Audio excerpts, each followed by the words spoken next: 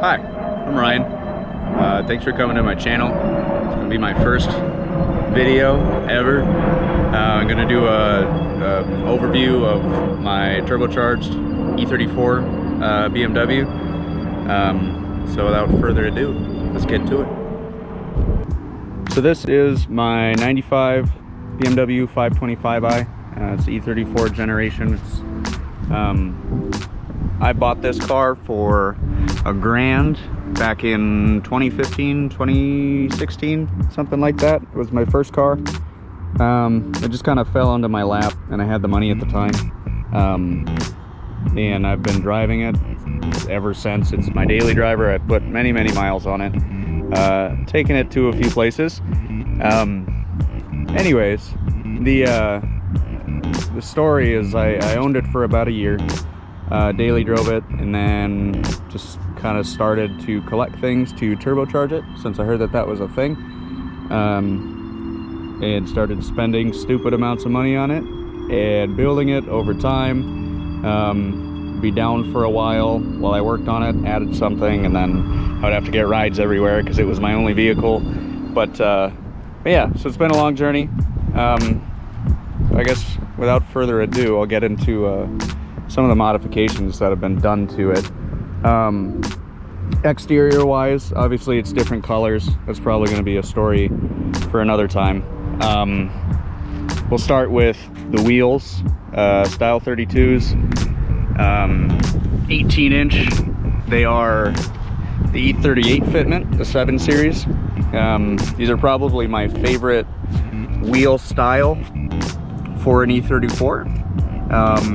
I recently had to go to 18-inch because I upgraded the front brakes here. Normally they're not quite that large.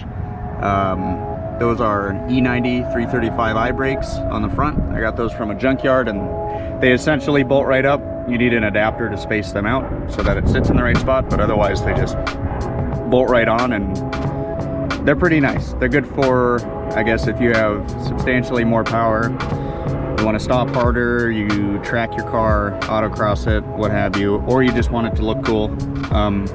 It's a pretty good option. Anyways,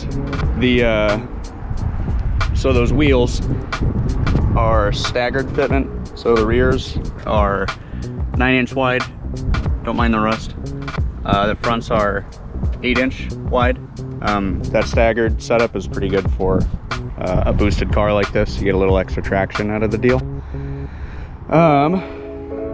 Lucky me, it's a 95, so it comes with the M-Tech side skirts. This front bumper has an M-Tech lip on it, and it's convincing enough for me. It's not an M-Tech bumper, it's just a Eastern European custom bolt-on lip, but nobody can really ever tell, and this car is obviously not perfect, and I don't really need it to be right now, so it looks good. Got the little yellow high beams. I'm a big fan of Frenched out headlights in general. I don't know why. Moving around,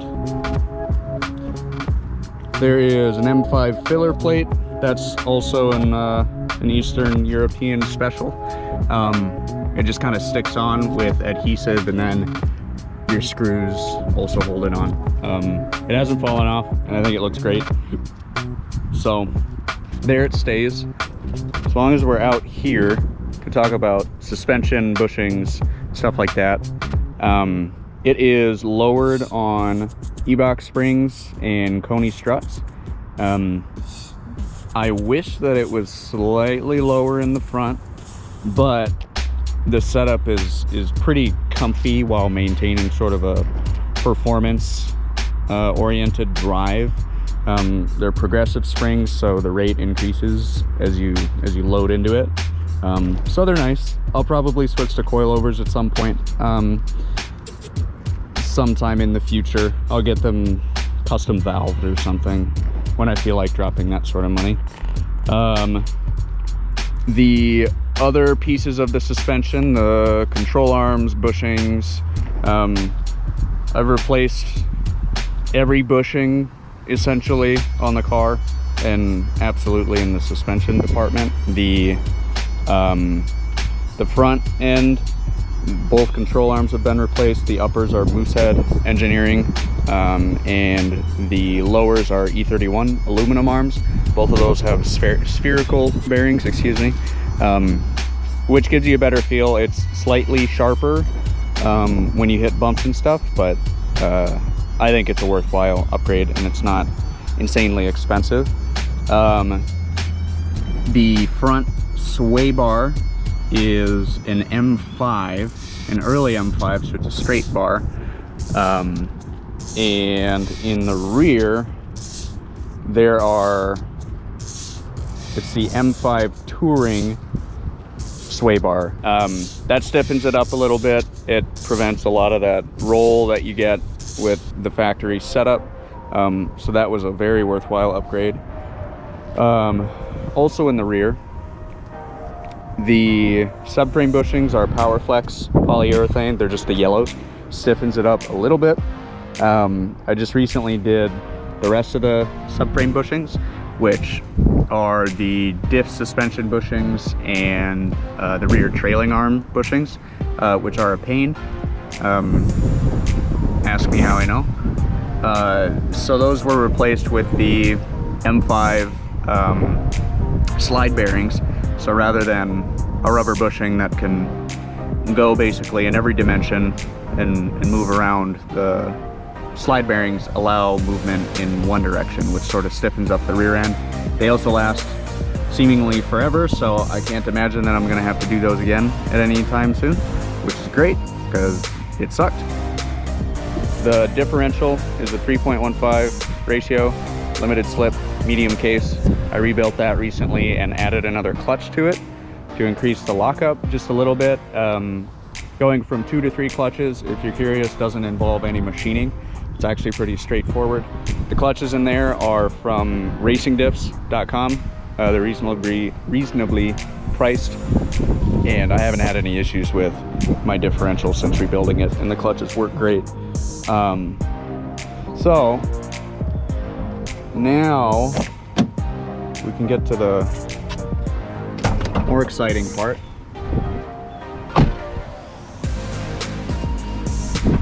Pop our clamshell hood, and we've got a turbo setup. In here, stock 525i and M50 TU, so a single Vanos 2.5 liter inline 6. I swapped that out, and now there is an M52 B28, so it's slightly larger displacement, which is, I can't really complain.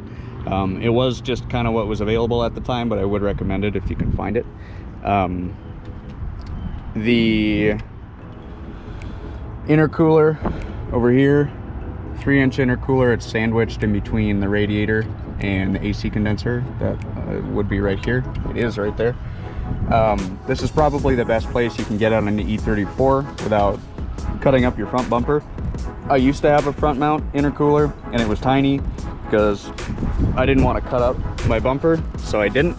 And I attempted to fit an intercooler inside of here, and it belonged on like a motorcycle or something. But this one is decently sized, 3 inches thick, and it works pretty well. I mean, the car is designed to pull airflow through here anyways, so it works out with an intercooler right there. The blow-off valve here, tile. I have a catch can here for my crankcase ventilation. The stock nipple is, I just put kind of a cover on it. I'm surprised it's held up this long, but it has, as far as I can tell. So that's blocked off, the stock one, and now I just have 2 baffled fittings on top of its valve cover, and then AN lines. These are -10 go into this catch can that's vented to atmosphere. You can see that it's not, one, it's held on by zip ties, don't worry about that, but the oil that kind of comes out of here, it collects on the hood, and it's kind of messy. I'm gonna fabricate a new one of those here soon, and that I'm sure will be a video. Moving around, the turbo, it's a Garrett 60-1. The hot side housing is a 0.63 AR. It is quite small and a pretty old turbo. I got it for a good price new, so I can't really complain. It spools up very quickly, but it's sort of tapped out with what I'm attempting to push it to. The goal for this build was 500 horsepower. I'm not able to meet that right now because this turbo just doesn't really want to do it. So that will be swapped out soon. Stay tuned for that. These air conditioning lines don't actually work currently. I need to get them recreated. Those are leaking. If you do go top mount turbo on an E34, you're gonna have to deal with, let me level this out. Ow. You're gonna have to deal with these AC lines coming out of the firewall, because the downpipe obviously kind of gets in the way here. So I have these custom fabricated, and they just kind of curve up. And then there's soft line on it so that you can flex it around. There's a little boost controller here. It's this nice valve cover. It's just sort of a heat shield because the turbo is pressed right up against there, and I really don't want to melt any of my coil wires. I've heard of that happening, so I'm trying to avoid that, hence the cover and this blanket and the wrap. Everything is attempting to be heat managed. In terms of the engine itself, it's mostly stock. The bottom end is stock. It's been gone through and the cylinder walls have been honed and the block has been decked. I rebuilt this basically when I got it, because it was, unbeknownst to me initially, it was blown up. It was overheated in its past life. So rebuilt it, did all of the aforementioned stuff along with a cut ring gasket, which is sort of a necessity if you're trying to do sort of a budget boost build on one of these motors. Cut ring gasket and a copper spacer to lower compression. For safety reasons, if you were running E85, you wouldn't necessarily need that, but I run pump gas. It's my daily driver, so lower compression is sort of a necessity. The only other thing that's done to the actual engine is ARP head studs, just to keep everything nice and tight. Everything else is stock. I think it has 200 and probably, I think I bought it with 215,000 on it. I swapped to different pistons. They're just M52 pistons and rods, but the ones that came in the block were busted. So that's been gone through, which is great. It served me well. Transmission, can't see it, obviously. It's a ZF 320 out of an E36 M3. I had to switch to that. I should have switched to it initially, but money was a constraint, so I didn't. I kept the stock Getrag, which those are known to be essentially made of glass, and they break under stock power occasionally. And mine did break. Surprisingly, I drove with that Getrag for a year or so with a boosted setup, and it didn't blow up. I don't drive it that hard. I'm not launching it. I'm not drag racing it. I'm not doing burnouts. So mine probably was essentially babied, and it lasted a while. I took it racing, and third gear turned into a neutral, and then I had to have it towed home. So now here's a ZF 320. Those things are pretty bulletproof. A lot of boosted guys will put them in there, and they're safe up to a certain power level, certainly well above my power level, so I'm not super worried about it.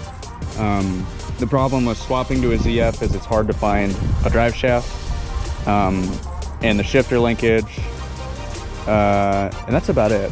Finding the drive shaft and the shifter linkage for an E34, which is a ZF, came in the early model 525i's, I believe, and then they switched to a Getrag later on, so you have to find a drive shaft and a shifter linkage setup from one of those cars. So I found one fairly quickly, which was lucky.